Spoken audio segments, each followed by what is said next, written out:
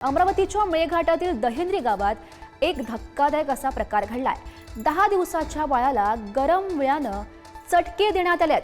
पोटफुगी कमी करण्यासाठी हा अघोरी उपचार बघायला मिळतोय।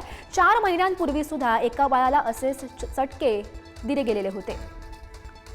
हीच दृश्य आपण बघू शकतोय। पोटफुगी कमी करण्यासाठी हा अघोरी प्रकार अमरावतीमध्ये घडलेला आहे। 4 महिन्यांपूर्वी सुद्धा एका बाळाला असेच चटके दिलेले होते।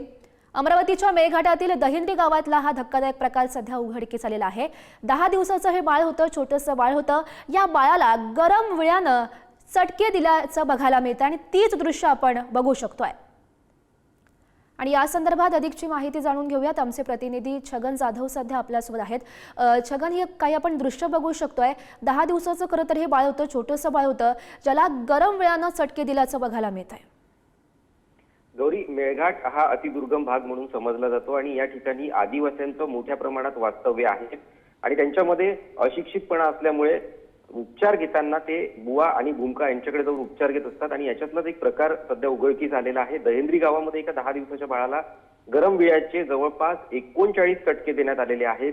हा सगळा प्रकार जर बघितला तर पोटफुगी आजार झाला तर त्या आजारावरती उपचार म्हणून गरम विळ्याने चटके दिले जातात आणि हे काही कुठल्या आरोग्य केंद्रामार्फत किंवा आरोग्य विभागाकडून असा उपचार केला जात नाही, तर एका बुवा भूमकांकडून असा पद्धतीचा उपचार केला जातो। आणि ही मेळघाट मधली ही पहिली घटना नसून याआधी देखील असेच गरम चटके जे आहे बाळांना दिल्याचे अनेक घटना उघडकीस आलेल्या आहेत। आणि ही जी घटना आलेली आहे सध्या या बाळावरती अचलपूर रुग्णालयामध्ये उपचार सुरू होते आणि त्याची प्रकृती चांगली झाल्यानंतर त्याला सुट्टी देखील देण्यात आलेली आहे। मात्र प्रश्न हा निर्माण होतो की आरोग्य व्यवस्था ज्या पद्धतीने मेळघाटमध्ये काम करते त्यामध्ये आरोग्य व्यवस्थेकडून अंधश्रद्धा ज्या पद्धतीने आदिवासींमध्ये पाळली जाते ती कमी करण्यात कुठेतरी आरोग्य विभागाला अपयश आलेलं आहे। कारण आदिवासींमध्ये ज्या पद्धतीने जनजागृती केली जाते ती जनजागृती अपुरी आहे आणि त्यामुळे अंधश्रद्धेतले हे प्रकार पुढे येत असल्याच्या घटना नेहमीच उघडकीस येत असतात।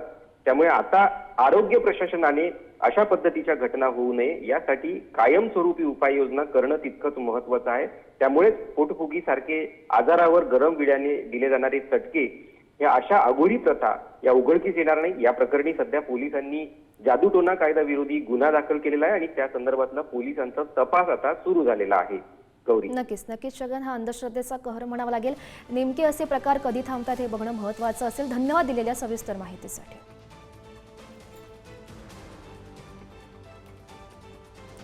Thank you.